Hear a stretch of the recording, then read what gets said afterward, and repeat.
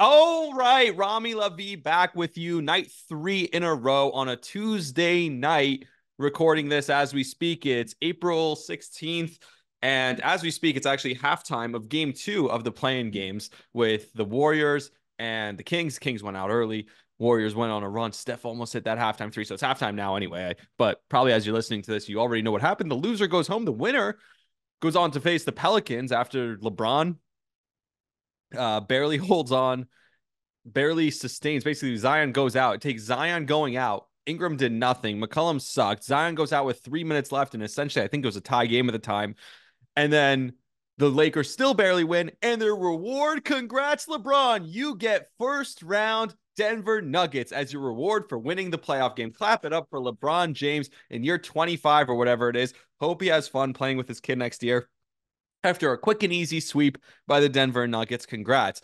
Also, we are back, baby. New York Jets football is back. I saw a video today of a mustached man named Aaron Rodgers throwing a football on a practice field. You know that's how the Jets are back. That is Jets football. When you see Aaron Rodgers on a practice field in shorts and a hoodie throwing a football, that is chef kiss, prime Jets football, the best thing we've had from this team for the last 2 years. Off-season championship. Keep it going. Keep it riding. This team has won the offseason yet again. Bang. But that's not the story. The story tonight is the New York Mets and what the New York Mets continue to do.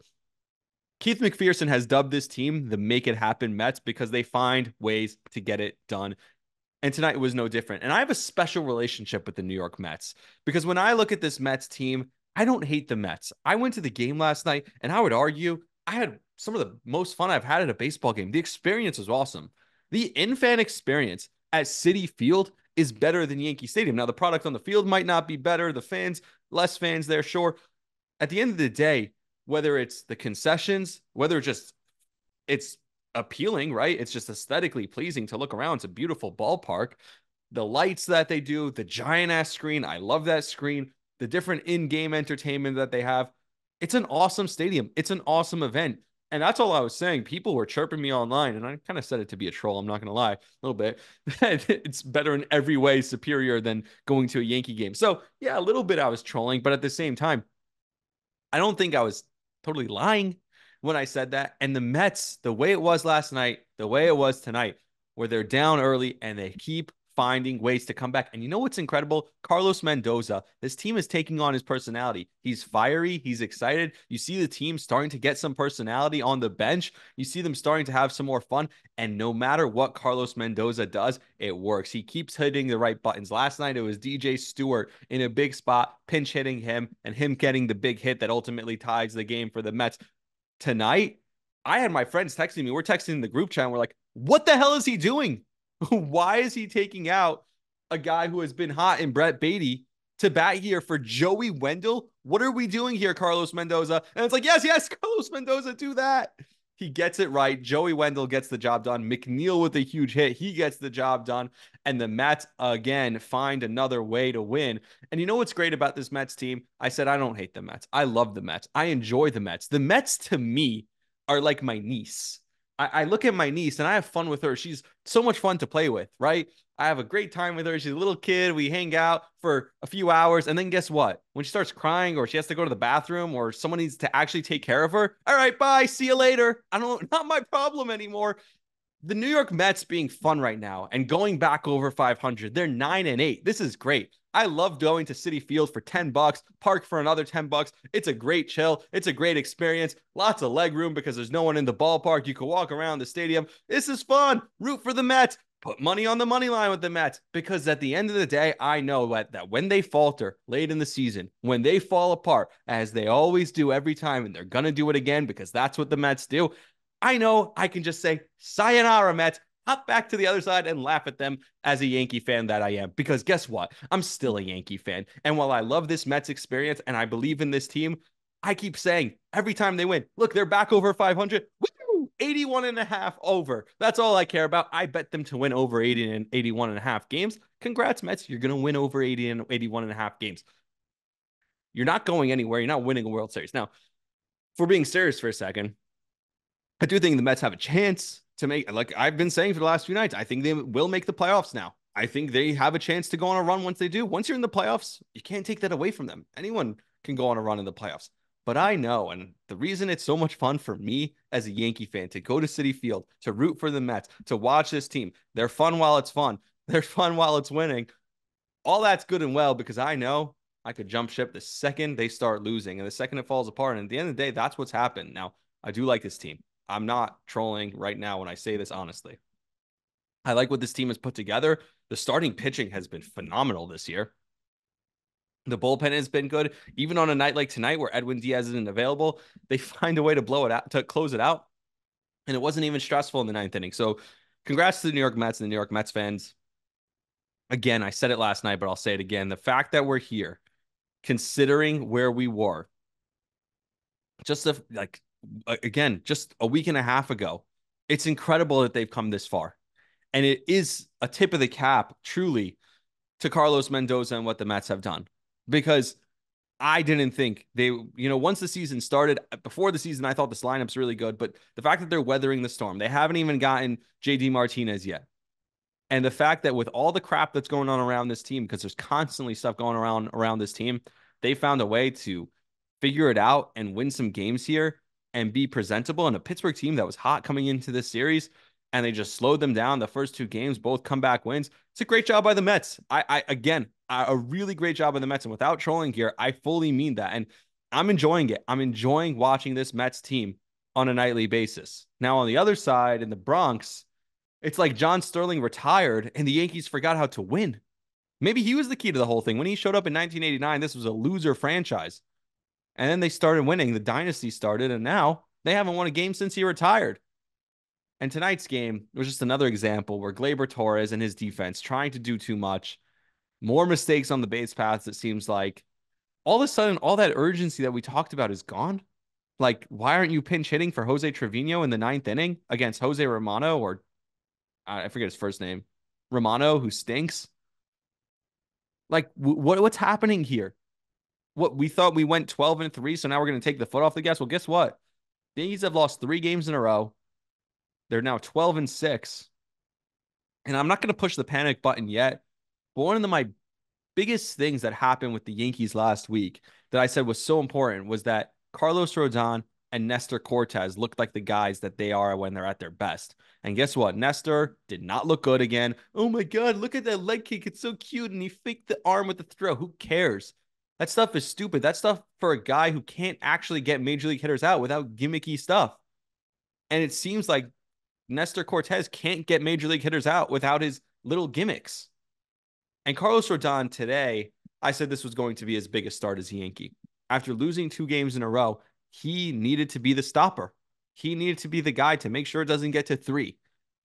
And he went out there and look, credit to him that he hung on for as long as he did and only gave up 3 runs. But that was a dud. It could have easily been 6 runs. He had no put away pitch. They kept fouling pitches off and just waiting him out. Let him throw it outside the strike zone. If it was in the strike zone, they found a way to spoil it. And they waited for him to throw balls because they know that if he leaves in the middle of the zone, they're going to hit it a mile. That's what his fastball is at this point. And again, he was really close to getting out of it, only having given up 1 run in 4 innings. That close. But at the end of the day, he gave up the 3 runs. And it was a start when the Yankees needed him most. He was the smallest this season. His worst start of the season comes in a game when the Yankees absolutely needed him most. And so while on one hand, I want to give him credit for fighting through and battling, lasting 4 innings, which I know is not something special. Anyone should last 4 innings. But it felt like in that game, he could have ended up with 7 runs over 2 innings. And he's lucky that he lasted 4 innings almost and only gave up 3 runs. So there's a little bit of a credit to him there. But at the same time, it's not good enough. In the biggest start of the season, the time the Yankees needed you most, and you folded. So I'm a little bit concerned about the Yankees. Aaron Judge still hasn't figured it out. He had a couple of games where he looked good again, and now he's bad again. It's on and off with this guy, and I'm not sure what to think about Aaron Judge. Now they need to find a way to salvage a series in Toronto. And Anthony Volpe, 0 for 4 with 4 strikeouts, swinging at pitches that were nowhere close to the zone, taking pitches that were right down the middle, absolutely looks lost up there. So all of a sudden, this is what's going to happen. It's a long 162-game season. You know the Yankees were going to hit this lull. How are they going to respond? I think they have I want to check this. I think they have uh I think it's actually Marcus Stroman who's starting for them, scheduled to start for them tomorrow, and I'll check this up right now. Uh at 3 o'clock in Toronto. I'm pretty sure they have Marcus Stroman going. They don't have the scheduled pitchers. This is like, I don't even know what I'm looking at here. I'm looking at Google and they don't have the scheduled pitchers. All right, we got this. There's an advertisement. And now this is live radio, people.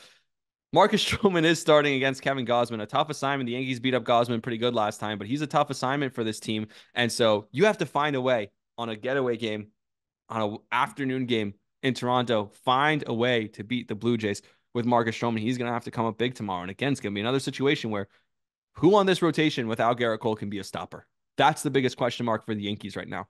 I know the offense is struggling, but they know the offense is struggling.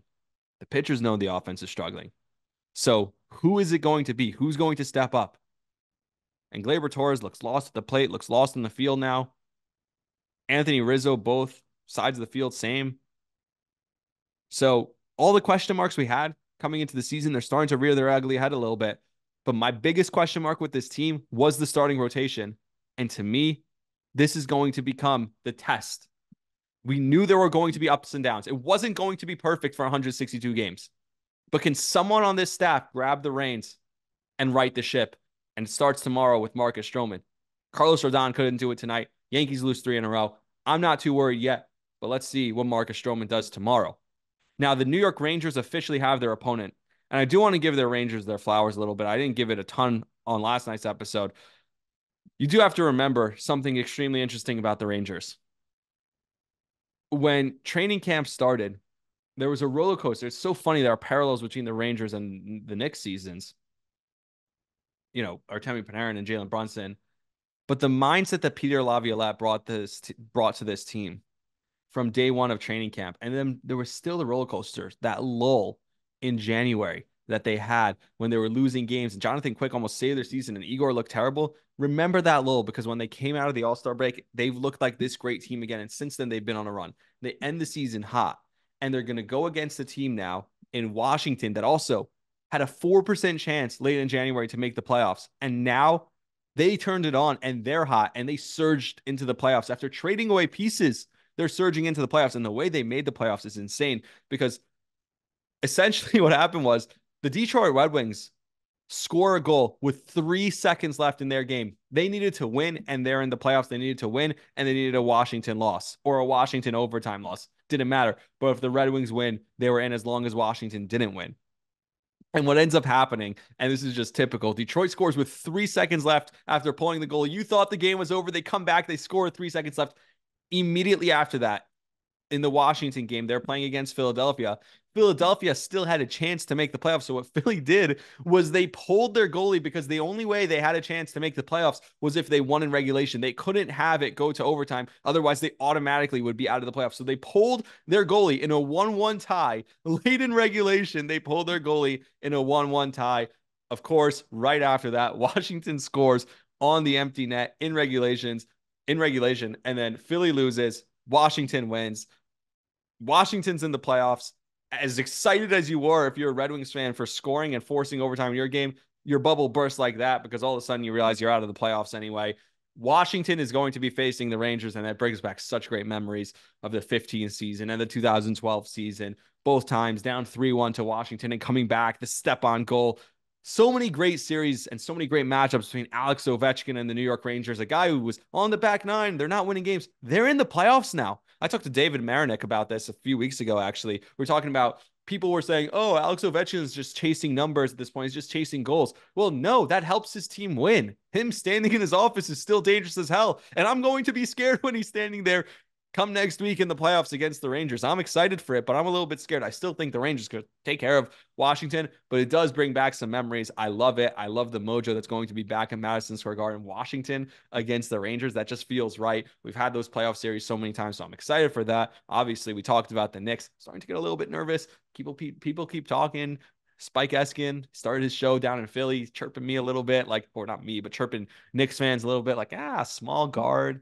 who is scoring a ton of points and the team plays really hard in the regular season, but doesn't translate. That's my biggest fear with the Knicks in the playoffs, is that it doesn't translate. I've talked about that a lot of times. Maybe we'll talk about that as we get closer to the Knicks playoff game. We'll see who they face tomorrow night. We're going to see if it's Miami or if it's Philadelphia. I'm going to go watch the rest of this Warriors game now. LeBron, congrats. You get Denver.